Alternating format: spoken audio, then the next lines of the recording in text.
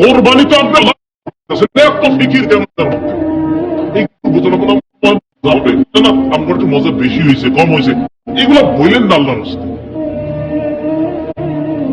আবার হিসাব করে যে এটা বাজারে বেচলে কত টাকার বস্তু বেচা যায় তো দেখি, তো হিসাব করে দেখে আহা কিনলাম 1 লাখ দিয়ে, বস্তু তো 80,000 টাকার বেচা হবে, হইতো তার মানে কি 20,000 টাকা লস খাইলাম। আরে আশ্চর্য তো, আপনি এগুলো কি করেন? কোরবানি তো আপনি আল্লাহর জন্য করতেছেন, এত ফিকির কেন এটার মধ্যে? এই গরুর বুঝতে না কোনো মজা হবে না, আমার একটু মজা বেশি হয়েছে কম হয়েছে এগুলো বললেন না আল্লাহর রাস্তায়।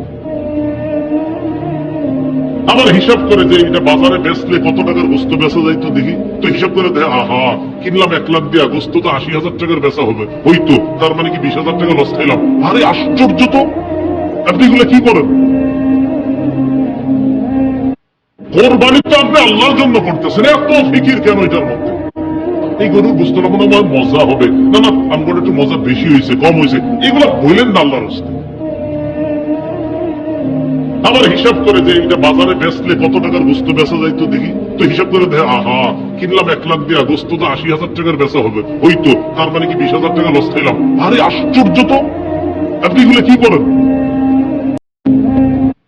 কোরবানি তো আপনি এত ফিকির কেন তার মধ্যে?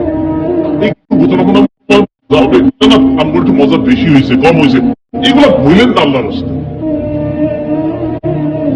আবার হিসাব করে যে এটা বাজারে বেচলে কত টাকার বস্তু বেচা যায় তো দেখি, তো হিসাব করে দেখে আহা কিনলাম 1 লাখ দিয়ে, বস্তু তো 80,000 টাকার বেচা হবে, হইতো তার মানে কি 20,000 টাকা লস খাইলাম।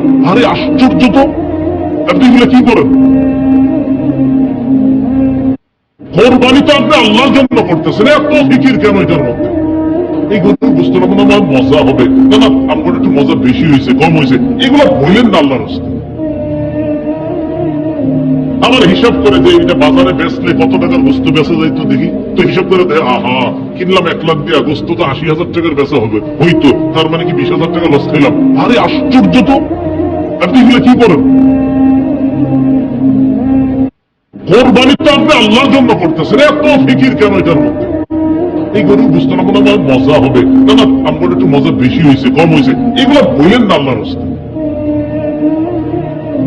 আবার হিসাব করে যে এটা বাজারে বেচলে কত টাকার বস্তু বেচা যায় তো দেখি, তো হিসাব করে দেখে আহা কিনলাম 1 লাখ দিয়ে, বস্তু তো 80,000 টাকার বেচা হবে, হইতো তার মানে কি 20,000 টাকা লস খাইলাম। আরে আশ্চর্য তো, আপনি এগুলো কি করেন?